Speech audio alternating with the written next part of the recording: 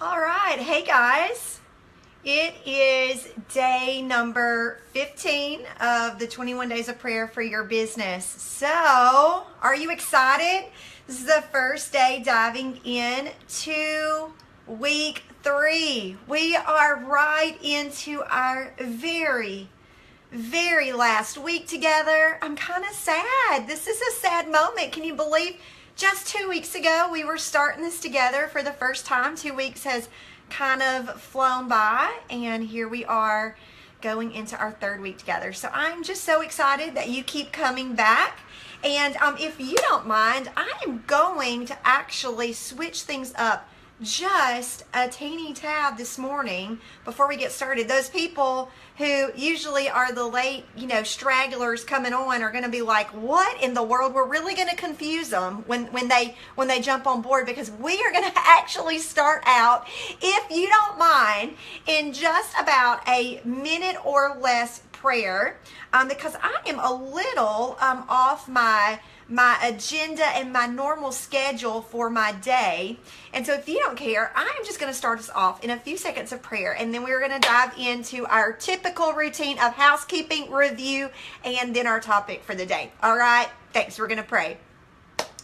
Lord, I just thank you so much for yet another day that we're all coming together just to focus on you, to focus on giving you part of our business. And Lord, I just pray that as we go throughout this day's topic and as we discuss integrity, Lord, I pray that you just give me the words to say. And I pray, Lord, that the things that I'm supposed to say that you'll bring to my mind, and the things that I'm not, Lord, you just wash it out of my mind to where I will not even go there. Lord, speak to people. Ultimately, we know it's really not about my words that bring this real life change, these aha moments. That's you. And Lord, I just pray as people are watching this today, Lord, that you speak to them, that you give them just divine revelation of how they can apply this to their own lives and how this relates to the journey that they're on. Lord, I love you and I thank you. Thank you for giving me this opportunity to speak into other people's lives. And I pray, Lord, that ultimately you just show up and you do your thing, Lord. I love you. In your name, amen. All right, guys, thank you for letting me do that. That helps me get started. Usually I have this routine every morning before I come and I hit live. I get up and I go through what we're going to discuss and get ready, and I sit and think about what we're going to talk about, and I listen to some worship music and spend a little bit of time praying. And I just really was rushed this morning, and things were crazy around the house. We've got a big group of people who are coming in to visit, and there was this massive storm outside, and there was just a lot of little distractions, and so I just needed to kind of hone in. Are you cool with that? All right. Well, let's get started on day number 15 of 21 Days of Prayer for Your Business. First things first is a little bit of housekeeping, and it goes a little bit like this. So we're going to be talking about this book today, 21 Days of Prayer for Your Business. And there's going to be a lot of times where I'll say, turn to page so-and-so, or look where, right in your homework section where I say so-and-so. If you found this video on the World Wide Web somewhere, and you hear me talking about this, don't feel like you have to have this to participate. We want you to watch the videos. We want you to go back. If we're on day 15, we have got days 1, 2, 3, 4, 5, 6, 7, 8, 9, 10, 11, 12, 13, 14 that you've missed. I hope you haven't missed them, but if you have, go back and watch them. Get caught up. Basically, these things build upon each other. The topics kind of relate, spill over into the next, spill over into the next, spill over into the next. And so we just hope that you're going back and you are watching the other videos, applying all the topics to your life, not just this particular one, okay? And so you don't have to have the book. Again, don't have to have the book. If you don't have the book, go grab a notebook, go grab a pen, and when we discuss things, don't think that this doesn't apply to me, this homework doesn't apply to me because I don't have the book. No. Go grab that notebook, go grab that pen, and follow along. Dig a little deeper down into, my husband said, every time you say that, I think of the Disney song, dig a little deeper. Is that song going to be stuck in your head today? But anyway, dig down deep. Look into and apply it to your life. So many times we read books, we attend seminars, we do different things, and we let the words go in, but we really don't necessarily evaluate it and apply it to our own lives. And part of this whole journey of the 21 days is really you taking it and applying it. How does this pertain to me? How does this walk out with the issues that I go through, my insecurities, my past? And so we really want you to take that time and apply it to your life. You know, really, you do get out of it what you put into it. And I just pray that you are putting your all into this. And again, seeking after God. When we seek after Him, we really do find Him. You know, I've been getting some amazing messages from you guys. I love receiving your messages. Eric Hudson has been helping me go through those and just answer some of them. And I'm reading them. I love the messages. But so many of them are like, oh my goodness, Monique, you're not going to believe this has happened, or you're not going to believe this aha moment that I've had. And really, I can believe it. Do you know why I can believe it? It's because you are seeking after God. You are getting up day after day after day, and you are seeking after Him. And when we do that, we find Him. So, all right, let's review. If you have missed the other days, we like at the beginning just to do a little bit of recap together, and then we dive into today's topic. So day 1, we talked about giving God control. It's a really good thing when you hand over control to God. You know, like, okay, here you go. I don't know if you are like me, but sometimes handing over control is a little hard. And so we talk about that on day 1. Day 2 is freedom from your past. You got a past. I'm sorry if you're alive and breathing, yesterday happened. And I don't know what your yesterday looks like, or your last week looks like, or your last month, or your last year, or your last decade, or longer. But God knows what it is. And you know what? We are not going to live in condemnation. We are not going to be living in those past mistakes. We're going to not let it hold us and keep us from the abundant life that Christ Jesus has set out for us. That was on day 2, freedom from our past. Day 3, we are figuring out how we are uniquely made. Day 4, we are catching a vision, getting a clear direction. And even though you may not see that end goal, that light at the end of the tunnel, wherever you're going, the big picture vision is a lot just letting God control and be a light into your, a lamp into your feet and a light into your path, and just showing you every step of the way. Okay, so that was day number 4. Day number 5, we talked about, not integrity matters, being intentional. Integrity matters is today. Being intentional. You've got to be intentional. And what are your values? What are those things that are your non-negotiables? What are those things that have got to get it into your day, or you're feeling just a little off? And we're actually going to talk about that again today on Integrity Matters. But what is that? What are your values? What's valuable to you? And how are you getting it into your day? Being intentional in everything you do. And then day number 6, we talked about always growing. We need to be growing. We need to be moving. We don't need to just stop and plateau, and that's where we're going to hang out and live for the rest of our lives. No, let's dig in and let's grow. Let's try to apply ourselves and learn things and grow our strengths. Then we talked about on day 7, don't give up. Oh man, the day you give up is the day you give up, and you have no clue what was just right around the corner. Day 8 is living a life of worship. Whenever you embrace your unique design and the gifts and the talents that the Lord gave you, you are living a life of worship, because He designs you for a unique purpose. Don't shake your head and tell me that no, not you. Yes, you. He designed you unique for such a time as this, right now, right here in 2017. There is a reason why you're here. And whenever you begin to use your gifts and talents to the benefit of others, that is living a life of worship. Day number 9. Do you remember day number 9? Living a life of excellence. Oh my goodness.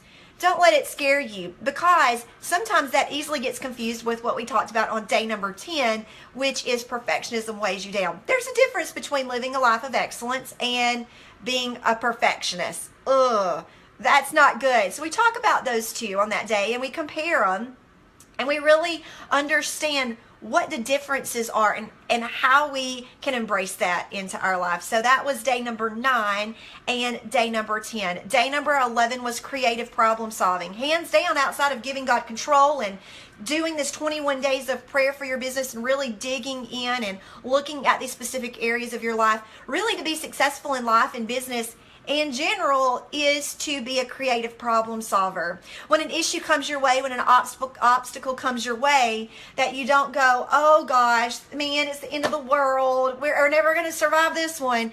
No, successful people get back up. They try to analyze it, figure out a creative way to get through this obstacle, and they push forward, they move forward. That's what successful people do.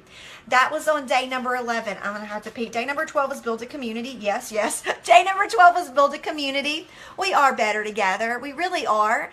Figuring out what our strengths are, what our weaknesses are, and how we can staff our weaknesses, how we can grow in our strengths. What are those things, how we can help other people.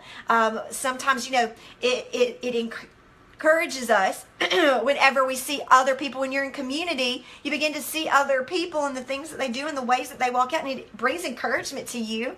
It inspires you maybe to be better. There's safety in numbers. There's safety in the group. Day number 13, I get short-term memory. It's hard for me. Short-term memory is hard.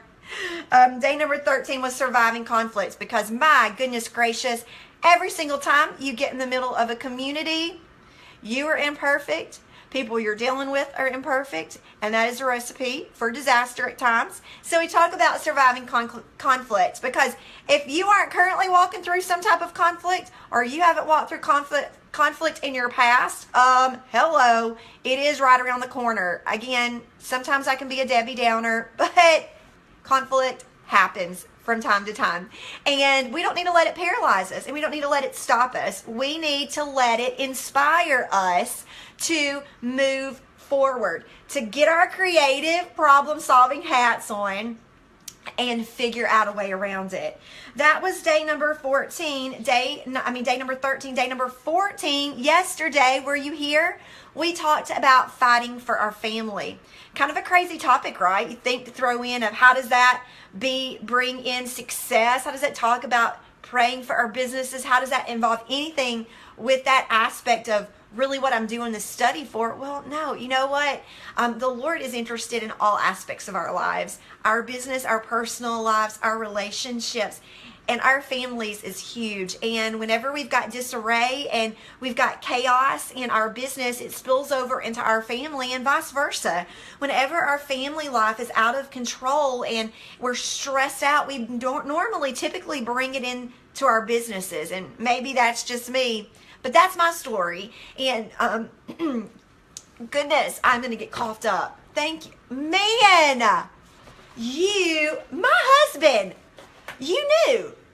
He totally knew. There is a little bit of lag, and he knew. He is amazing. Gosh, I love him. Sitting downstairs watching this, and he knew I needed a water.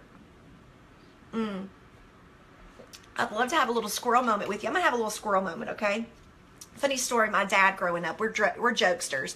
This has nothing related. Well, maybe this was a time I didn't have integrity in life.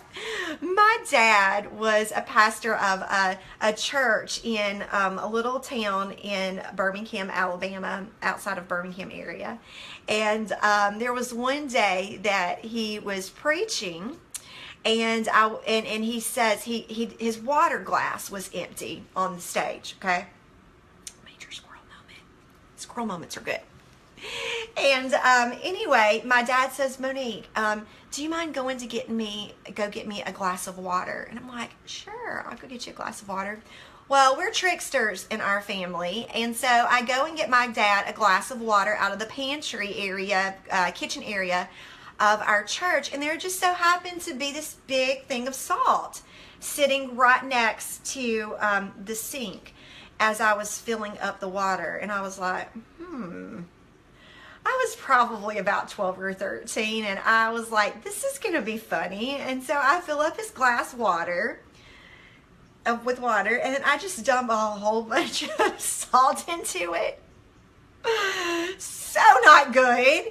And I pour that salt in it, and I take it to my dad, and I give it to him, and I go and I sit back down in the pew at church. And my dad is so thirsty. He reaches back, and he chugs it, and like spits it all out, and he's like, Monique Renee. Listen, if you're a pastor's kid, I don't recommend you doing that. It is, it doesn't turn out too well when you get home. You're probably going to get in trouble. But it was hilarious at the moment, like for a brief moment. And hey, all these years later, it makes for a great story. Afterwards, slightly afterwards, not so much, but anyway, I would say that was not me having much integrity in the moment. But anyway, so that went through my mind as my husband walked in and handed me this, because he could have got me good. All right. So we led upon all of those days, and we got to today's topic, which is day number 15. Going into our third week together, integrity matters. And this topic, guys, as I was going through it, I think of a lot of stories in my mind, and I'm like, oh, really? I really can't tell that one.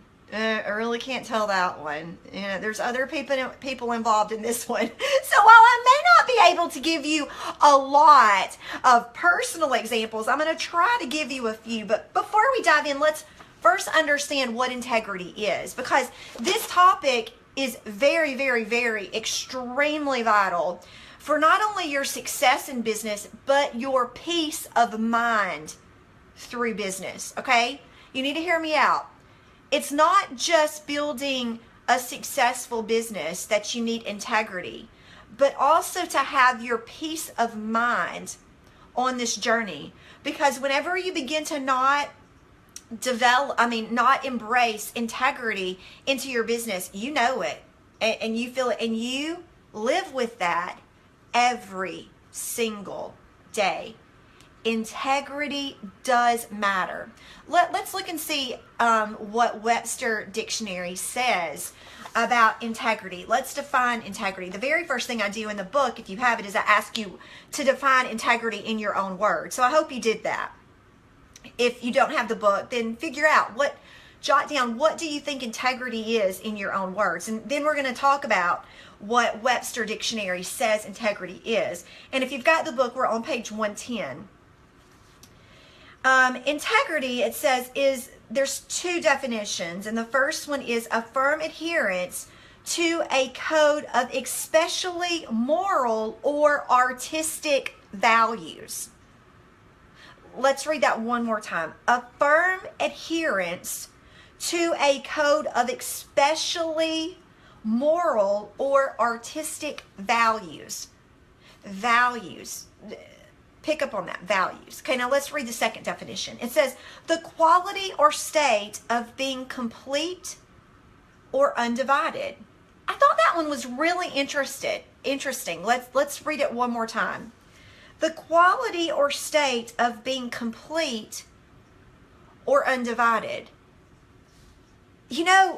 When I read those two together, like light bulbs started just like click, click, click, click, click, click, click, like ding, ding, ding, ding, ding, ding, ding. All these light bulbs started going off, and I'm like, whoa, listen to those two together. Remember, because we've been talking a lot about values on day number 5. Remember being intentional? And we discovered what your values were. Those things that were your non-negotiables. Those things that had to get it into your day, or you felt a little off. Why do you feel a little off? Well, look what we're saying. A firm adherence to a code of especially moral or artistic values.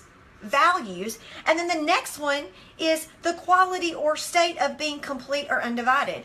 I'd like to think one big part of having integrity in your life and in your business is embracing your values into everything you do, just like what we discussed in our time together on day 5. That's integrity. I always think integrity is doing the right thing, and it is, because embracing your values into your business and into your life is doing the right thing that's important to you, how you're wired, how you're designed. You are here for such a time as this with a unique, deep desire and passion, like built inside of you. And you feel undivided when it is not making it into what you do. You know, I told you we attended Disney Institute in Orlando, Florida. And it was a bucket list item of Jared and I's to always do. You know, we've always loved business, and as we were in the business realm of things, and really our paycheck was not equating to allowing us to do something of that nature, because it's a lot of money to attend Disney Institute, or at least I think it is. We always wanted to do that. So the second our paycheck got to the point where we're like, it's this amount, we're gonna do that, we did it, and I totally do not regret it. Well, I may not agree with absolutely everything Disney does as a business or as a corporation. I will tell you, I don't completely agree with everything they do, but I do like a lot of things of how they embrace excellence, and I try learning from that, learning from the good things, taking the things that I don't and just throwing it out. You know what I'm saying? And so we went there, and this topic right here is 100% a complete eye-opener to me, because they were saying that if you are working within a company or a business that goes against your values, you are not going to be content. You are not going to be happy. It is not going to jive with you if it goes against your values, your non-negotiables. I mean, it's just you're gonna feel it. You're not want to go into work. I don't agree with this. And I was like, wow, this is a really big eye opener. It's so important that I am who I am. You know, I left that trip, and I really altered the course of my direction that I was going in my business. And not because my values were any better or any less than anybody else's, but I really understood at that point in the game, in this career that I was on, I had to 100% latch hold of everything that I held of extreme high value, and I needed to go after it with boldness and confidence, straightforward, because I knew that's what I was made and I was designed to do, and there was no looking back. Okay, and so you have got to understand, go back and revisit day number 5. Look at your values. That's so important. To please don't skip days. If you get behind, it's fine. Be behind, but keep going through day after day after day, because these really do build upon each other. You've got to know what your values are. How are they making it into your day? What are things, do you remember the questions that we asked on day number 5? What are you currently doing that allows your values to get into your business? What are you not doing that you could be doing that could be getting your values into your business? And finally, what do you need to quit doing that you don't need to be doing that's going against your values, and that's making you feel a little, I don't know about this. You know, so revisit those questions. Integrity is being honest. Integrity is a laundry list of other things which we're about to discuss together. But integrity is you being you. It's not you being someone else. That's the reason why it is so dangerous to fall into that trap of comparison.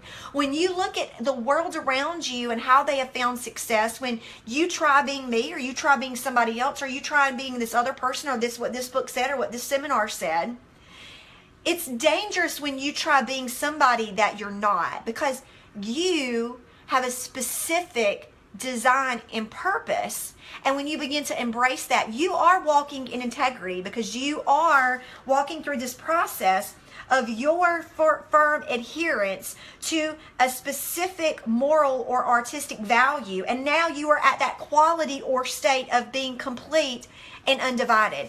You know, so many times on this journey, people say, Monique, you know, I mean, it is really amazing to me that you are this bold and this vocal in your faith. Like, whoa, like, okay, I don't know if I can do that, because what if you offend somebody? I mean, you're in business, it is in sales. What if you say something and it just doesn't jive with somebody?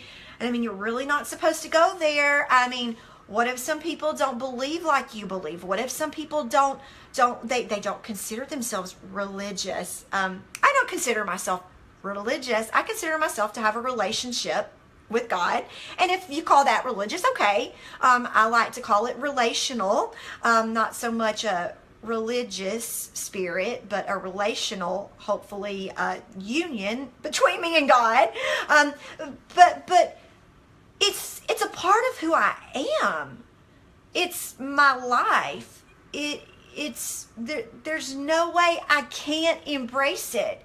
And the second that we begin to look at that and we think we have to hide it and we think we have to suppress it, and as Christians, if you are a Christian, if you consider yourself to love the Lord and to live a life for Him, I'm just thinking, how can we hide Him? How can we put Him in a corner when we walk through days of our life and issues of our life when He's a part of who we are? Because it's my value.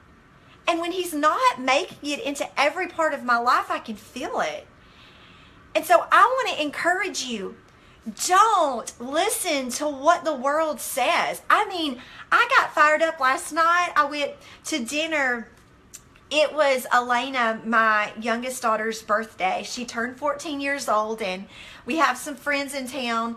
My parents are in town, and Jared's parents are in town, and Natalie is in town. You guys have heard me talk about Natalie. I love her so much, and she's bringing a group of her organization and her team and her business to spend a couple of days here at the beach with us. But last night it was just us, and we were sitting at the table, and I mean, like, you guys, when I get fired up, I get fired up. Not just on these Facebook Lives or YouTube videos or anything, like, I get fired up. And I mean, I was fired up last night because I am on a mission to bring faith back and to bring prayer back into every aspect of our lives. Like, I am on a mission and there is no stopping me. Like, I feel so compelled, like I've never felt before, to really fall on our knees and not complain about what is happening around us, not gripe about what is happening around us, not pick sides on what news station or what political or what this or what that, but to instead fall on our knees, embrace our faith, and look to God, the person that we do know, who can do exceedingly abundantly above all that we can ask or think, who can heal our land, who can give us hope.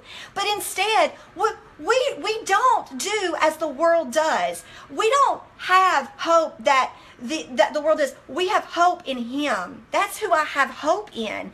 And I am not going to be discouraged. I am not going to fall on the ground and say, the sky is falling. It's the end of the world. What can I do? I'm only one person. No, I'm going to get up and I'm going to say, I am one person.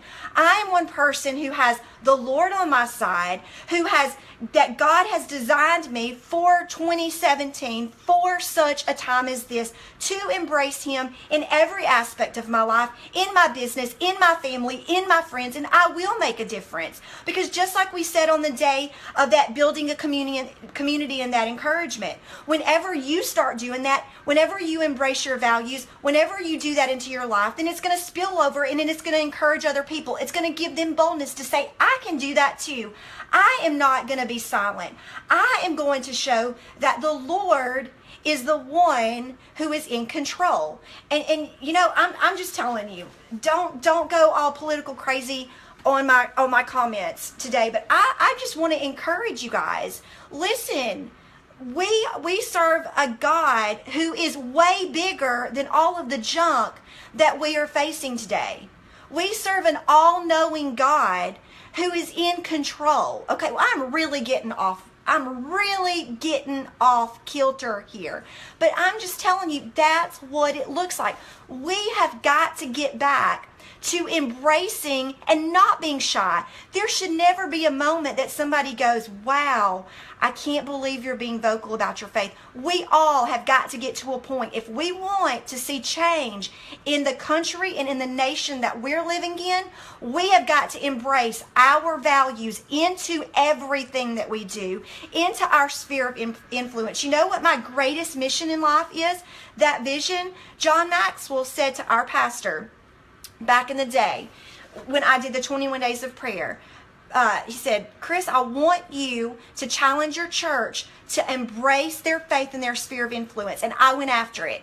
And that's what this looks like right now. 4 years later, I am embracing my faith in my sphere of influence, which is whoever you are that is watching this. And whatever your sphere of influence is, this is not something special that just Monique McLean can do. There is nothing special about me. The only thing special about me is I caught a vision and I went after it. You can do the exact same thing.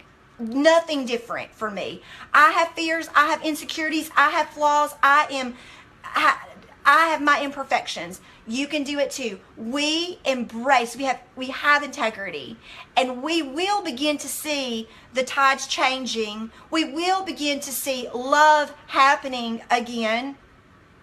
Hope.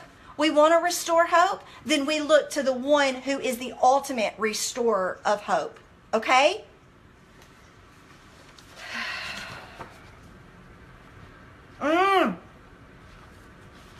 I got off subject, guys. Got off subject. I apologize. I don't apologize. I do not apologize. I don't apologize. We never need to apologize for our faith, okay? Never apologize for being vocal about our faith. Ever. Ever. Pinky promise me. Pinky promise me, okay? All right, so let's talk about this.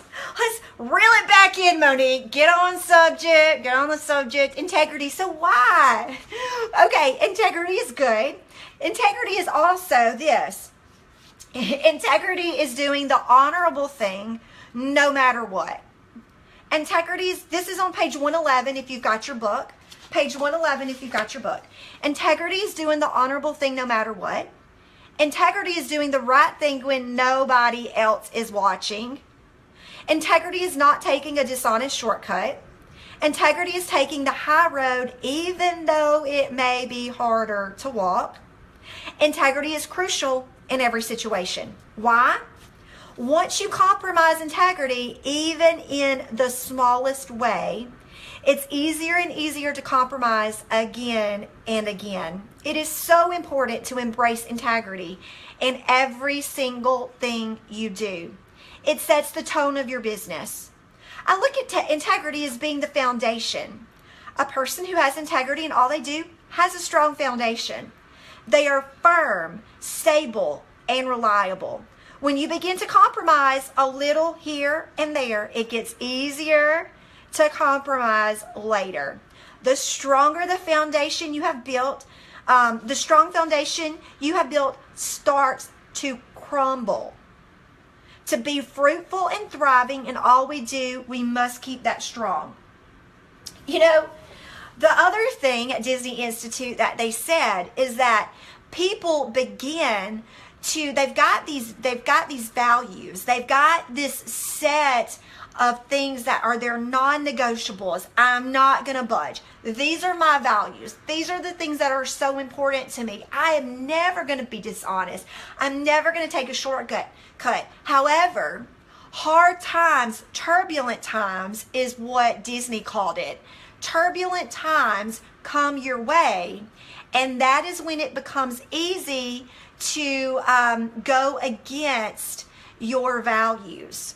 Whenever times get a little tough, now it's easier to go, I'm going to not have quite as much integrity here because we're going through a little bit of a situation. And so I'm just going to take a little bit of a shortcut. I'm just going to be dishonest just a little bit because we're having a little bit of a rough time, and it's completely okay to let integrity go out the door just a little bit when times are hard. And that's not true.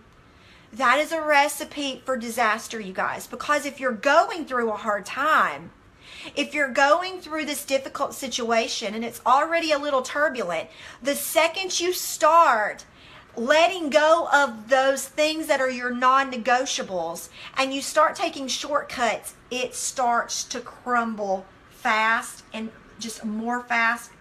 You know, when they dug this trench the other day, if you've watched all the videos, you know I got distracted on the day that they were cutting a trench, that big yellow tractor out there. And they started with just this little bitty section, just like that. Like you could literally just step over it. You guys, it turned in a matter of no time. This raging, I mean, and the sand just started falling and crumbling and crumbling and crumbling. It started out very, very, very, very small that you could step across. And within hours, it was disastrous. People who had walked the beach earlier could not get across. They couldn't get across because it just started crumbling right before your very eyes. Jerry and I think that that was a lot of our situation that happened back in the day when we lost it all with our business. You know, I've told you the story about our business. And things started, I mean, it was getting, a little bit harder. Oh, man, a little bit harder. A little bit easier now to fudge here. A little bit easier here to cheat here. A little bit easier, not good decision here. And it just starts to crumble. We always said at that point, there's a time, and we have given this suggestion to others who are going through a hard time. Stop. Like the world is, it's not working. Turbulent. It's a little turbulent waters. Stop. Just stop. Stop for a second. Stop. Let it pass. Because if you start grasping at things and one bad decision, it makes it worse. Let it go. Just let the issues, let the turbulent times ride itself out. But if you start going against your values on top of that, recipe for disaster. I promise you, you need to trust me. Please trust me. Learn from my mistakes. Please learn from my mistakes. Stop.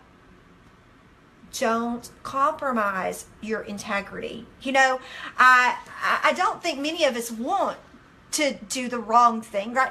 Why do we do the wrong things? And I kind of got to thinking of some funny stories, and I don't even really know if this completely is going to paint and depict this picture of this, but I got to thinking, like, why do we compromise our integrity? Like, what are situations, what are things that unfold or happen that make us compromise our, like, what messes up our thinking?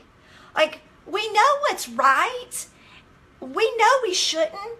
Like, we know we shouldn't do this, but why do we do it anyway? I know I shouldn't do this, but I'm going to do it anyway. And I'm just going to tell you a few I wrote down here, and I'm going to give you a couple examples.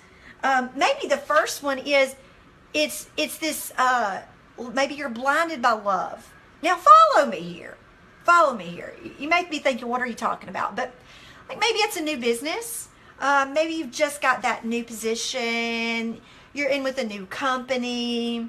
You know, you're still in that honeymoon phase, and it's just, you're blinded by love and this new endeavor, and you're thrown in, and, well, everybody else is doing it, and you really don't want to disappoint, and you want to belong, right?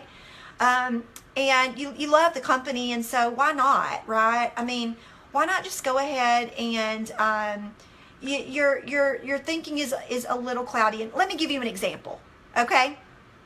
This isn't business related, but this is how blinded by love of something can make you do really dumb things. You know, I'll never forget, back when I was 16 years old, there was a youth trip that our group was going on to the Ocoee River in Tennessee. I believe it's in Tennessee. Tennessee or Georgia, I have no clue. All I know is there was a guy going that I really liked. And at this moment in time, all sense of reality in my head that I always know that I would never do completely goes out the window.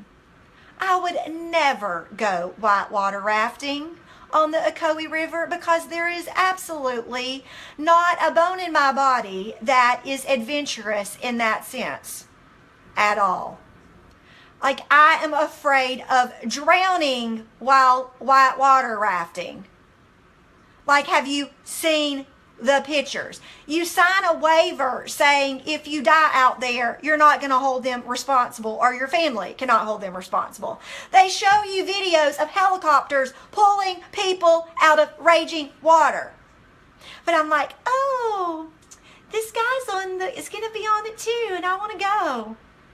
And I lose all complete sense of reality, and I get on the raft. What in the world? The craziest thing I have ever done in my whole entire life.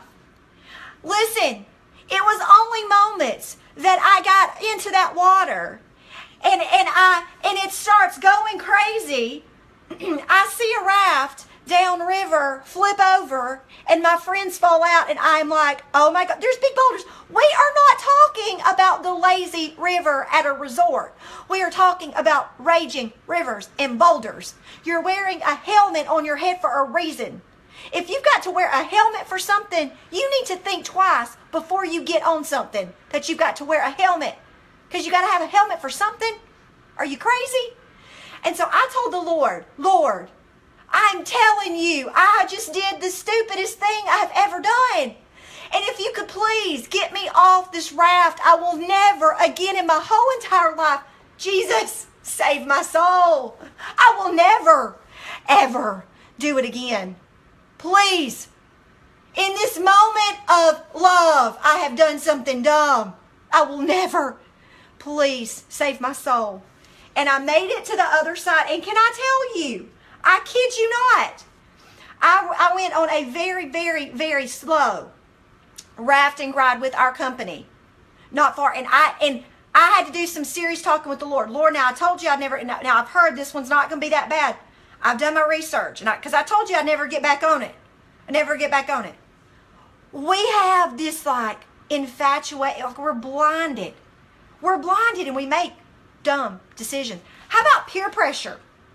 I mean, literally, like, we think peer pressure only happens like when we're 5 years old or 13 years old. No, peer pressure. So you get in with this company or this business or whatever. Everybody else is doing it. Everybody else is having lack of integrity. Well, everybody else is, so why don't you? I mean, what? You're going to be a party pooper if you don't. I mean, everybody else is. So you're going to be the low man out. Really? Are you serious? Okay. Example. This past year, we were on a business trip, a fun trip, might I add, to Hawaii. And I would like to say first off, I had a little bit of playing on the first part of the story's peer pressure of me peer pressuring somebody else into doing something that they didn't want to do. And that would be ziplining. You see, I'm not afraid of ziplining. I will go ziplining all day long. I love it. I'm not scared of it. And I went ziplining, and there was a friend of ours who was completely terrified of it. Terrified. I mean, she was boo crying, and I was like, listen, I mean, are you serious? It's not bad. Like, you really need to let this be a learning experience for you and a growing. Embrace your fears. It's nothing. You're going to be able to do it. Come on. So she did, and honestly, she boo-hoo cried through some of them and ended up being completely fine. So I'm being a little bit of a peer pressure. Come on. Everybody's doing it. You're going to miss out on the fun. Everybody's doing it. And then the tables were turned on me at the very, very end. Because after we got finished ziplining, there was this massive thing that you could pay extra for. That was this big, huge slingshot swing that you sit in, and there was a basket of 3 people. Okay? Follow me. 3 people or 4 people. And it pulls you way up to where you can barely see them. Way up into the sky. And you just are like hanging on by a thread in this basket. And they pull the cord, and you swing out over this huge ravine. Like, it's crazy, okay? And I just so happened to make the mistake of saying, as we are leaving that there is absolutely no way I would do that. To which the sweet friend of mine, who I had peer pressured into doing the zip line, says, "You wouldn't do that?" Oh, wait, whoa, wait. You're scared? You're scared of that? Oh, because, Monique, I really feel like, sometimes you just need to do those things that scare you, right? I mean, you need to embrace those fears, Monique. So, come on, everybody else is going to do it, so why don't you do it? You got to be kidding me. Am I really going to do this? So now everybody's watching. Now everybody that I have big talked around is watching. These other people that I do business with they're on the sidelines. What is she going to do? Is she going to do it? And I am almost 40 years old and I fall into peer pressure. You guys, I did not fall into peer pressure in my teenage years. The hardest times of saying no to things are when you are in your middle school, junior high, and high school years. And I am pushing 40, and I'm looking at everybody staring me going, is she going to do it? And I go, oh, well, okay, I'll do it. And everything in my mind is going, no, not smart. That's hanging by a thread. This is just a wire. It could get ugly really fast. This is not smart. And I go and I sit down in it. You guys, they lift. Part of it was too, my child was getting on it. And I'm thinking, if my child is going to die on this, I just need to die on it with her. I'm just going down with the family here. They lift that thing up. They lift it up. I will have to find the video and show you guys. They lift that thing up. And they count down. When they dropped that contraption I was sitting in, I need you to know, I have no clue what happened to my body, but it went completely limp. Like, I'm talking, right now, even talking about it, I feel like I'm losing circulation to my hands. They're sweaty. All I know in the video, I was just hanging on for dear life, but I was slumped like this. Like, they thought, if the people who were videoing was going, is she alive? Because I've lost, like, all body function. It was not good. It was not good. And so they land us. They land us at the bottom, and I'm thinking, it is over. It is over. And they start screaming on the sidelines, one more time. One more time. And lo and behold, after I have survived this craziness, they begin to lift it back up. And I'm thinking, it's over. I physically cannot go through. And I am screaming down there, I can't do it. Please, no. They lift us up. And do you know the most horrific thing they did? The other time they counted down 3, 2, 1. They started counting down again. And can I tell you, they started counting down and they said 3, 2, and they unleashed it on 2 instead of 1. And guys, I have no clue how I managed to live through those horrific 30, 40 seconds, a minute of my life. But I'm thinking, peer pressure, was it worth it? No, it was not worth it. That was dumb, Monique. You lost all sense of reality.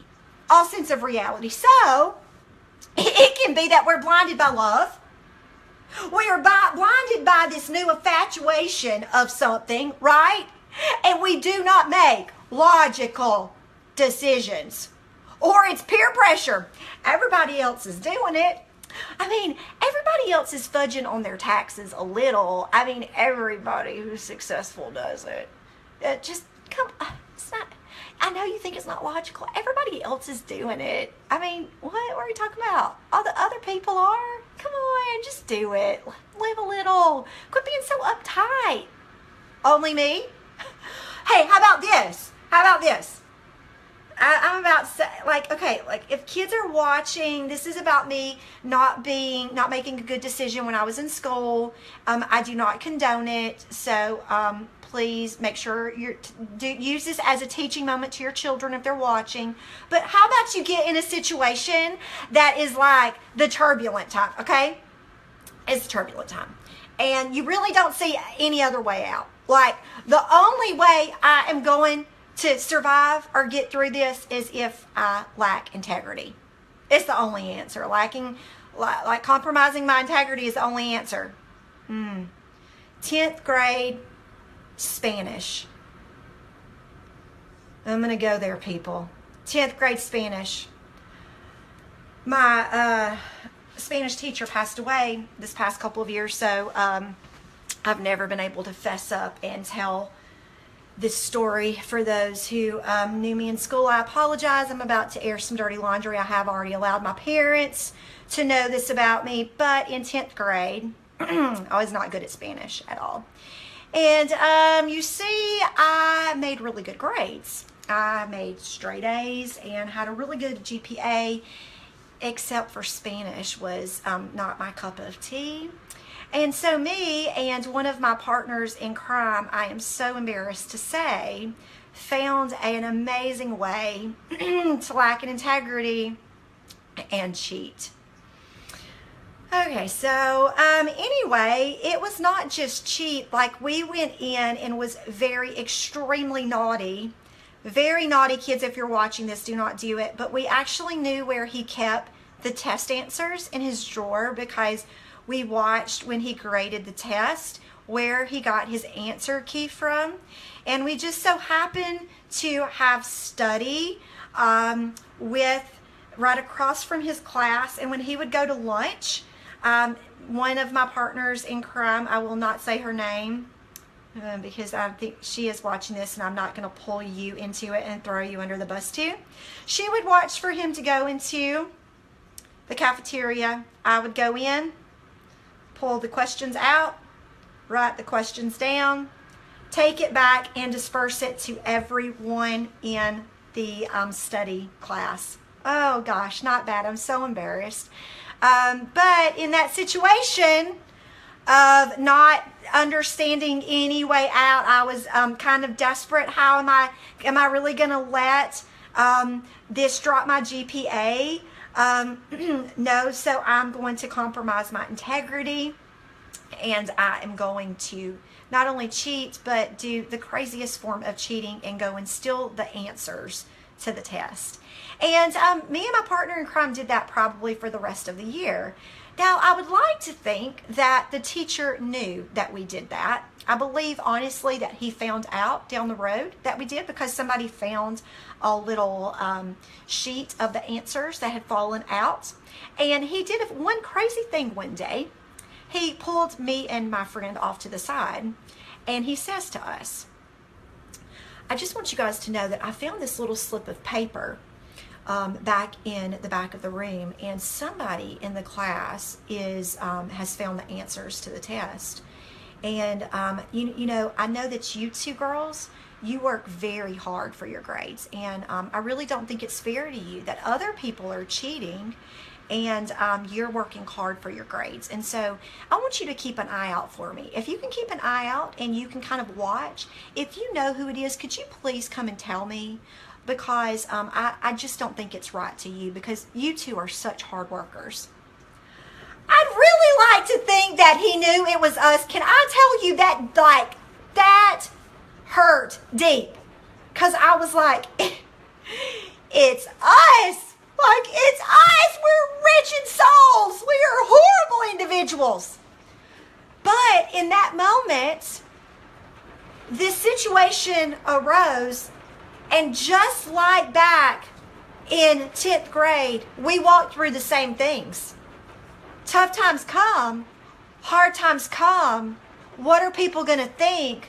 We're going to lose this rank. We're going to lose this promotion. We are not. So the only thing that's logical is to compromise our integrity, because really that's the only answer, and that's the only solution. I got to keep my name looking good. It's not good, you guys. Nothing ever good comes from compromising your integrity. It's storming outside. Can you hear that? Okay, so let's go to what the Bible says. Let's go to what the Bible says. This is on page 112 if you have it, where I have the Bible verses listed out. I have no clue if that's really loud, if you can hear the rain hitting the window. but I'm distracted by it. Proverbs 2, 6 through 7. I'm so sorry that I had to air all of that about myself. I'm not perfect, but I'm forgiven from that. I'm forgiven. I'm not living in condemnation. I'm sorry. I'm sorry. Children, if you're watching it, don't do that. Proverbs 2, 6 through 7. For the Lord grants wisdom. From his mouth comes knowledge and understanding. He grants a treasure of common sense to the honest. He is a shield to those who walk in integrity. Really, guys, we always discuss when you have integrity, I really believe that the Lord is putting a shield around you. Make that right decision when nobody else is watching, even if it is taking a road that few travel, even if it is making you look bad in the moment. I believe it is a shield. It's a shield that's going around you when you walk through integrity that is keeping you from something that maybe you have no clue down the road. Okay? Integrity. Proverbs 11:3. The integrity of the upright guides them, but the crookedness of the treacherous destroys them. You guys, it will destroy you. The things that you think are going to benefit you for that moment end up destroying you. Keep embracing your values. Continue to be honest. Continue to take the high road. Don't cheat a little here and cheat a little there. It is for your protection. It is so you are not destroyed. Remember what we talked about on day 2. The enemy comes to steal, kill, and destroy. Don't allow it. Don't allow those decisions that you make to end up altering your path that is not for the good. Proverbs 27. The godly walk with integrity. Blessed are their children who follow them. I really do believe you're leading, you're setting an example, you're being watched. You're passing something along.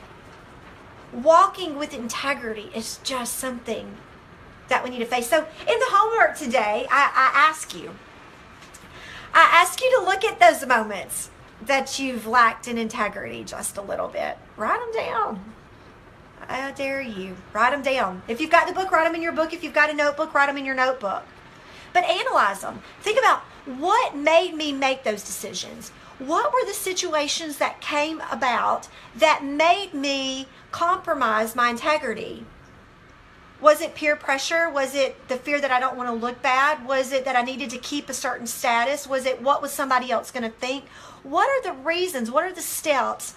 What are those underlying root causes that caused me to compromise my integrity that has now got me in a situation that I'm in now? Remember the peace of mind that where kind of feels a little off. It's when we are starting to lack in integrity. So what is that? We're not going to live in condemnation. We are not going to live in condemnation. We're going to look and we're going to acknowledge, but we're going to learn from it and we're going to turn and move in a correct direction. But we're not going to be living in condemnation. Do not live in condemnation as you go and you write these homework pieces out today, okay? There is therefore no condemnation to those who are in Christ Jesus, okay? We do not walk in condemnation. Okay, so then the next thing that I ask you to do is to go through some walkout points. We're going to walk through these walkout points and then we're going to pray, okay? Today I want you to find someone who embraces integrity. Somebody who you go, wow, they really are. I saw them do the right thing. Have you ever seen somebody do the right thing? Have you ever seen somebody make the right decision when they really easily could have not? Encourage them. You know, a part of encouragement is seeing the good and pointing it out in others. So when you see somebody, when you see your children make a correct decision, when you see somebody in your business make a correct decision, point it out, acknowledge it, affirm them. Hey, that right there that you did, that was having integrity. I admire that. I admire that in you. I admire the integrity that you're embracing. So encourage someone. Find a friend you can trust who will hold you accountable and ask you hard questions. Find them. Be open and honest. Share your struggles with this friend. You know, this is my issue. These are some things that I deal with. And I really want you to hold me accountable. It's very easy for me to lack in integrity in this issue, and I need you to help me. Ask me from time to time. Hey, how are you doing with this? I need you to do that for me. Community, it's important. A friend, it's important. Keep reviewing your values and make sure they are honored in your business. When hard times come your way, hold on to your values and in your integrity with everything inside of you. Do not compromise. And finally, meditate on Proverbs 2:6-7 and Proverbs 11:3 and Proverbs 27. All right, let's pray, you guys. Lord, I thank you so very much that you lead and that you guide us in the right direction through life. I thank you that you are a lamp unto our feet and a light unto our path. I thank you that you have given us your word, that not only we hide in our heart, but that we allow it to guide us and be that lamp and be that light every single step of the way on this journey that we're on. Lord, open our eyes to the times that we so easily lay our integrity down and take the easy road. Lord, we don't want to take shortcuts. Lord, we want to honor you. We want to honor you with everything that we do. We want to do what is just and what is right. We want to embrace how you've uniquely designed us in everything we do. We want to hold true to our values. We want to never be lacking in integrity.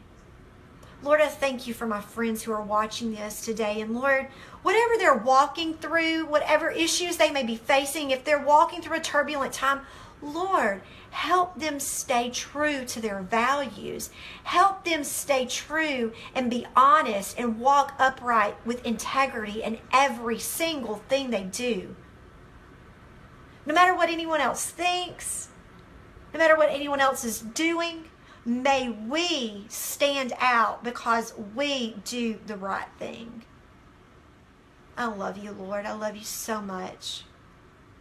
I thank you, Lord, for everything that you're doing in my friends' lives.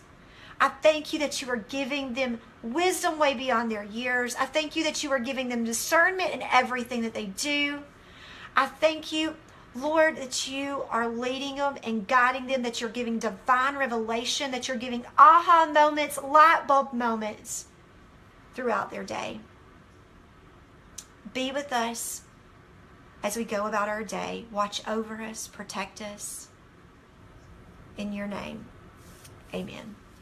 All right, guys. Well, I love you so much, and I really, really, really do take this to heart. Do the homework. Having integrity, embracing integrity, not taking shortcuts in your business and with your finances, with taxes, things of that nature. Walk in the right direction. Honor the Lord in that area. Have integrity. You can never go wrong when you do that. Tomorrow, what are we talking about? Tomorrow is day 16. Oh, it's being courageous. It's going to be so good. Don't be scared. Don't be scared. Do not be scared. Being courageous is amazing. There is nothing more thrilling than being courageous. And we're going to talk about that tomorrow. Oh, I'm excited. I love that topic. Okay, you have a fantastic day. I think you're awesome. Okay, see you later. Bye.